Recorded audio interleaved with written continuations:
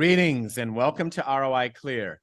My name is Ray Hightower, and today we are fortunate to have as our guest Ms. Ify Asoh. Ify is a critical care pharmacist and a real estate investor operating here in the United States of America. We are glad to have you here. Welcome, Ify Asoh. Welcome, Ify. Thank you so much, Ray. I am so grateful that you're having me on your podcast. Thank you. We're glad to have you here. As I shared with you earlier, one of the things I like about you is that you and I end up on a lot of the same Zoom calls. Yes. And what I always appreciate about you is that you always ask questions. When you ask a question, I'm like, wow, I should have asked that question, or that's something that I want to know. Or if you're raising a point, it's always a point that I want to write down. And I tease you a little bit. I said, everything you say, I want to write down because I just Yes. want to just capture all of this wisdom. And you taught me a little bit of the Igbo language from Nigeria. So I'm grateful to you for that. So You're welcome. every time I interact with you, it's a learning experience. So grateful to you for that.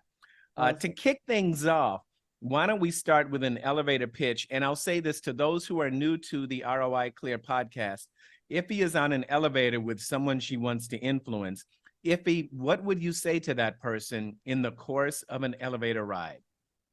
I would probably say something along the lines of, hi, my name is Ify. I run a real estate private equity firm, which helps busy professionals in attaining financial freedom through the amazing and powerful world of multifamily apartment investing. Thank you. And Something then along those from lines. there, they would want to ask you more questions about what it is you're doing deal-wise, your experience and all of that. So I know the conversation will go on. Yeah, absolutely. So, one of the things that I found out as a healthcare professional is we're trained to take care of, body, mind, soul, meds, etc. We were not trained financially at all. So one of the things that we do is to educate, because there's a lot of empowerment that comes with education. I have a passion at this point in educating everyone in the healthcare setting. Pharmacists, I work with surgeons, anesthesiologists, residents, even pharmacy students that come under my care for training. What they would do prior to all of this is just come for 1 week, 1 month, or a couple of weeks rotation, and I would educate them on something pharmacy related, and they would go their way. But I'm now incorporating financial education into that. I believe in diversification of, everybody has to have a diversified portfolio, etc. So one thing our firm does is to provide education as part of our way of empowering people.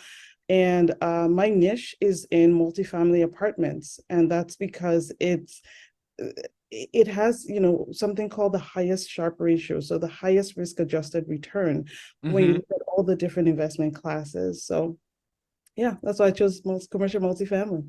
Wonderful. Now, can you unpack that a little bit for us? You mentioned that multifamily offers the highest risk-adjusted return. I want to ask you about that. I want to ask you about the connection between empowerment and education. You said so much there, but let's talk about risk-adjusted returns. For those who are new to this industry, what do you mean by risk-adjusted return, and why does multifamily offer the best one?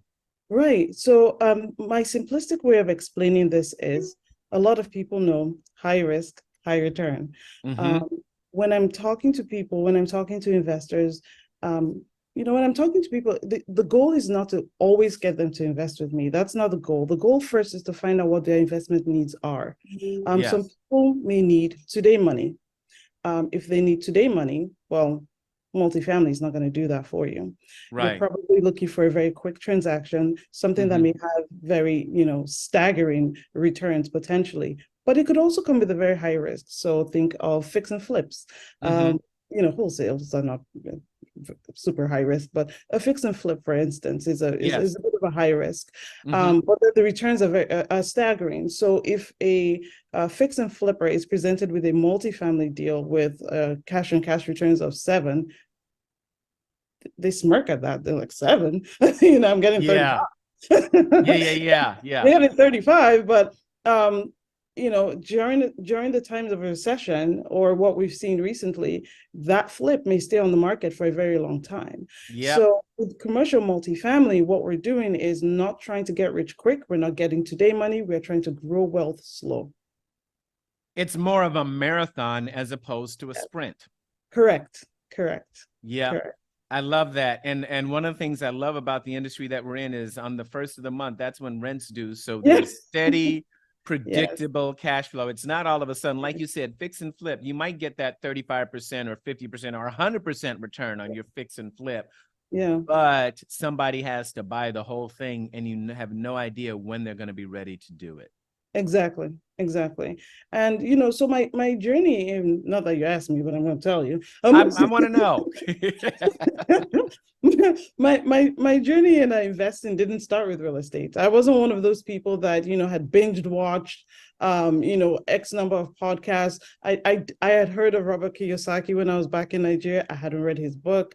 So yeah, no, it didn't. But fun fact, I borrowed Rich Dad Poor Dad for teens, and that's my 13-year-old's summer reading. So Yes. along with not to digress, Atomic Habits, which I have right here. Oh, So yes, yes, yes. James yeah, Clear, Atomic Habits. yeah. Yes. So, but my journey in investing didn't start with real estate. I wasn't one of those people that came out of their mother's womb knowing, I'm going to be an entrepreneur. I'm going to own real estate. No, that was not me. I started with trying to understand the stock market. So the people I like to target, so to speak, it's not just medical professionals like me, because I'm one, but Yes. immigrants, because I'm one. And Mm-hmm. I didn't understand what the stock market was all about. It didn't Right. matter to me. It just wasn't something that registered with me. I was that stereotypical kid that was told to get good grades. If you ever interview another Nigerian, you're gonna find out that we only had 4 or 5 professions that we were allowed to. Yes. Yes. That wasn't the case, thankfully, in my home. But Yes. those few professions that you're supposed to get. So my oldest is an accountant. My second oldest is a medical doctor. My younger brother is a lawyer. My dad is an engineer, and I did chemistry, but eventually pharmacy. So my point in this is I took that stereotypical journey where you need to get good grades. Yes. Yes. My parents were high earners or top scorers in their class, and Mm-hmm. so my mom was a teacher in our school, so Mm-hmm. Oh, we had zero choice. yes. We were not being the bottom of the barrel. Yeah. So Yes. coming third place was really okay. That was okay, but you could do better. The person that became first didn't have 2 heads. So I thought I was going to be a pharmacist, live ride through the pharmacy wave, die as a pharmacist, love the whole thing, go through the entire journey, and then life happened. Yes. Life happened to me in 2019. And so here I am, January 2022, Mm-hmm. saying, okay, I already worked 2 jobs, 2 pharmacist jobs. I have 3 kids. I'm a single mom. I need to make my money work smarter for me, because working more, that is not going to cut it. I already work a lot. Right. So I started learning about the stock market, index funds, Mm-hmm. etc. Went to where we all go during a pandemic to learn these things, the University of YouTube. So I was out there for quite a bit. I eventually opened a Vanguard account, and I understood the principles. Throw the money in there, don't look. Mm-hmm. But like Lot's wife, I looked. Yes. And, and I could see the money going down, down. I knew I knew the market we were in. I know it was on sale, but I kept asking myself, how long is the sale going for? Because I kind of need some money right now. Oh, right, So, right. so I said, okay, fine, let me try and learn how to buy a house. And Yes. that's where real estate started for me. And so, the algorithm did its thing. And, fast forward a couple of months later, I'm in a paid, not the one I'm currently in, but I'm in a paid mentorship program that focuses on creative finance. Yes. All the entire gamut of real estate is in there. Mm-hmm. Short-term rentals, fix and flips, wholesale, creative notes, everything is in there. And that's where I learned that the very first thing that anyone wants to do before they become an entrepreneur is not look for the deal, is not look for the relationship, is develop the proper mindset. So I went there thinking, I'm going to go buy a house, but I found myself instead. And mindset, I went through a lot of mindset coaching and classes, etc., and trials and seminars, and then couple of months roll by after that, and then I find myself in a commercial multifamily. Some people, within that mentorship program came and started telling us how feasible it was. And I thought, no, it's not. Only Trump buys those things. The people that are rich buy those things. Mm-hmm. But they had bought them. And I Right. was, maybe it is possible. Right. Maybe, yeah, so really? And so curiosity. And so I started to pursue it. So my journey in commercial multifamily started about a year ago. About Mm-hmm. a year ago, I laser focused and started learning the lingo. And thankfully and I don't even know if this is the question you asked me, but I'm still going Go on. for it. Go for it. So the first mentorship I was in, I don't know if I can mention, names, but the You first can mentorship. mention names. You can, Oh, yeah, yeah. awesome, Okay. awesome. It's run by a wonderful, wonderful go-giver called Pace Morby. It's called Sub 2. Mm, Yeah, yes. he's in Arizona there with you. Yes. Um, Well known. Very well known. Yes, yes. So that's where I learned not just the principle, but the actual action of taking action. Yes. Because, I felt life had pushed me to a wall. I had to do something, and this something was going to work. And so they said, take action. And there I am thinking, I'm a wholesaler, take action, cold call the seller. I pick up the phone, no clue what to say. And, Yes. bumble through my first conversations. But, fast forward a couple of months later, I'm picking up the phone, taking action, not cold calling really, but I'm calling a broker. I'm Yes. calling a broker. I don't really know what to say either. I don't have a team yet, but I'm Yes. I'm, I'm going through the motions. So if there's anyone listening that's new to real estate mindset, start off with mindset. You need to understand your why first, Mm-hmm. because Mm-hmm. that why is what is going to propel you. That why is what's going to make you get up when you're pushed Yeah. down. uh, it's great to have a team. Your team is not always going to be in the same space mentally, emotionally with you. And if you Right. ever face, challenges, difficulties, your why is what's going to help you, pull yourself back up. So what was your question? No, just kidding. You know what? We wanted to explore your background, and as a result of that answer, there's so many more questions. I want to ask you so much. Let me just recap what you just said. You talked about your upbringing. Your father's an engineer. Your mother's a teacher. They were very demanding about you getting a certain level of achievement, certain level of grades. You and your siblings are all high achievers. You've got engineers and physicians, and you, of course, pharmacy. You started off in chemistry. Now you're a critical care pharmacist. Yes. And so you took that background. Originally, you thought you were just going to get good grades and be a pharmacist for the I, rest of your I, life. I was the not to brag, but I was the valedictorian in my pharmacy school. So I thought, Yes. I did pharmacy Wow. check, marriage check, kids check. I did a residency, 2 years check, Yes. all set. Yes. Nope. You see, even if life didn't happen, so I went through a 3-year divorce, but even if life I'm didn't sorry. happen, it was liberating. It was Okay. tough. It was Okay. tough. It was Yes. very tough. Mm-hmm. And but even if that didn't happen, I would have, well, I'm glad it happened, because if Mm-hmm. it had happened, then if it hadn't happened, I apologize. If it hadn't happened, I probably would have still been sitting there thinking, all I have to do is stay on this job and work till retirement. I love my job. I Mm-hmm. absolutely I love what I do. I love the people I meet. I love teaching. I love pharmacy. Uh, Yes. but I'm still tied to a schedule. Yes. Yes. You I'm still love the tied to other job. It's people's the schedule. schedule that is an issue. You don't have time freedom. You are Yeah, challenged mentally by what you do, and you're helping people, yeah, and you make life and death decisions every day. yes, yes, yeah. In the ICU. Yeah, we do. Absolutely. Let me ask you, please, to connect the dots between what you do with your life and death decisions every day as a critical care pharmacist and the decisions you make, the financial life and death decisions you make Mm. running your private equity firm, running your investments, and connect the dots, please, between So, those two worlds. so that I'm glad you asked, because I naturally was the kind of person who loved to analyze, right? Mm-hmm.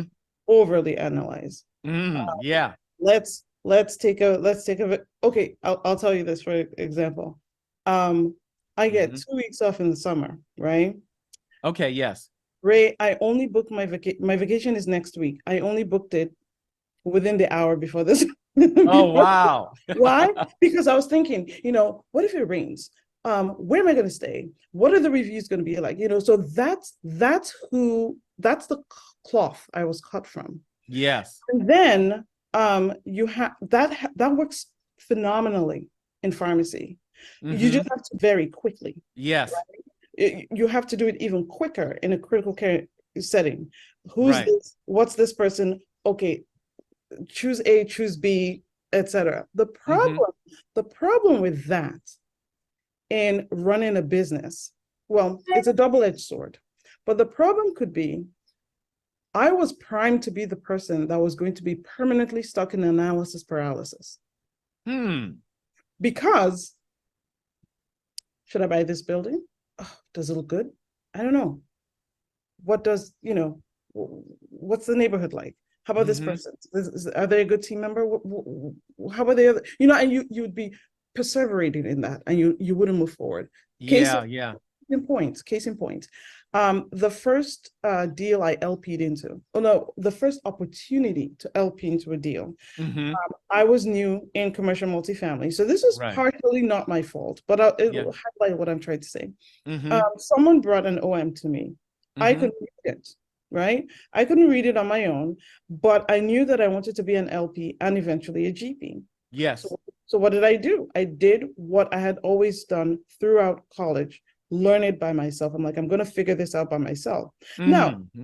in the time it took me to figure that out, it switched from a 506B to a 506C and the thing closed. Yes. Right. Right. Right. So Yeah.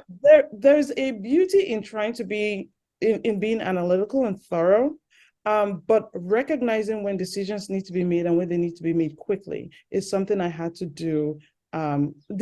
So decisions that I'm not used to making. I'm used to making pharmacy-led decisions, all the time. I can make those quickly. That's Yes. that's been my bread and butter since 2009. But Right. this is a completely different world for me. And so I found that initially I could barely make a decision on my own, Mm-hmm. especially with life happening to me. Because Right. when life happened, I went, wait a minute, I did everything by the book. Yeah. I Right. went to church, I got the good grades, I prayed. Why did this happen? Oh, I guess I can't make a good decision. I didn't sit down and say these things, but these were things that were coming into my mind when I Mm-hmm. was presented with this. Oh, I guess I'm not very good at making decisions. What do you think? I won't lead a team. I'll be your right wing man, that sort of thing, because I don't want to have to make decisions because I don't know how to make decisions because look at the decisions I made. Look at where it led me to. So that kind of, and that's why I said I came to you know real estate thinking I was going to buy houses, and what I first found was myself. And I Mm-hmm. had to learn how to work through that. Mm-hmm. So fast forward to the end of January/February.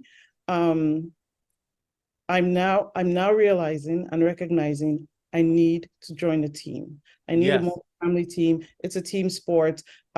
Sub two is great, but I need to be surrounded with individuals who are doing exactly what it is I'm doing and who are a few steps ahead of me. I need an army to carry me across this to the finish line, to the promised line, because I could see the final, the final destination. I could see it. And so the way you and I had been on multiple Zooms, I had been on multiple Zooms with a particular person. Uh, Mm-hmm. her name is Bibi. Yes. And we had an intro call Mm-hmm. and we talked for a bit. She had a team Yes. and she was opening up her team, which had people who were very well established in real estate, and she was opening it up to newbies as well. Oh, Now, yes. All right. now, old Ify would have gone, well, I don't know, who are these people? I probably, Mm-hmm. which I eventually did check them out, but Yes.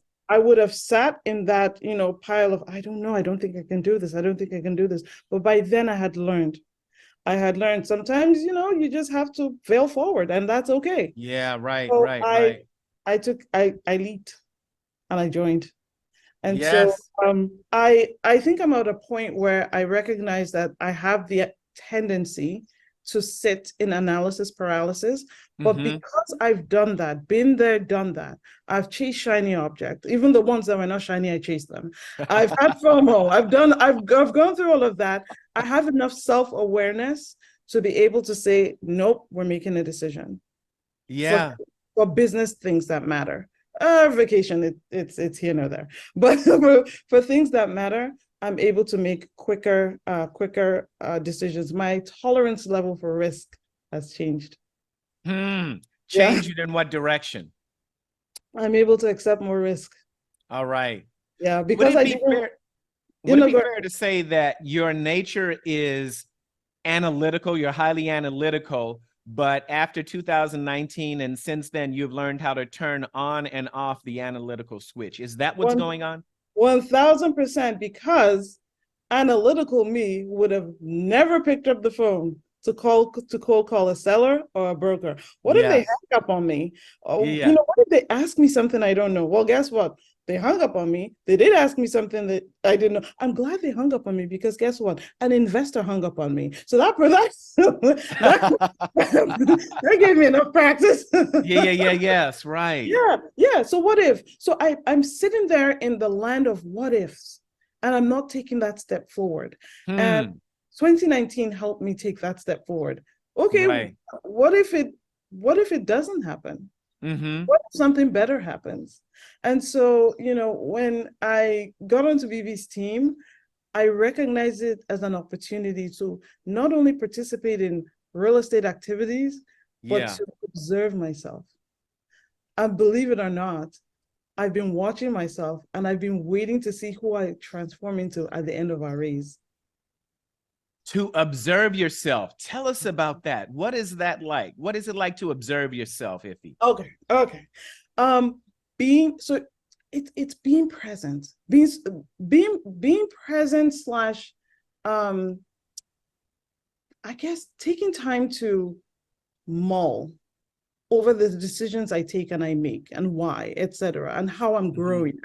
I'm being more cognizant of how I'm growing and how I'm Mm-hmm. evolving, and I'm Yes. looking at everything as an opportunity. Mm-hmm. So raising capital, talking to strangers, that was not something I ever thought I was going to do. But Yes. as I'm doing it, I'm changing. And as I'm Right. changing, I'm observing how I'm changing. And I'm Yeah. observing, is this something I like? Is it something I don't like? Yeah. Something Right. I'm going to Right. continue. So yeah, no, I'm excited. I'm doing this in a very excited, it's stressful, but I'm doing this in a very, very excited manner. Absolutely. Everything about your body language, your facial expressions just says you're on fire. You're excited. You're enthusiastic. Yeah, you're just radiating so much positive energy as you talk through Thank that you. journey.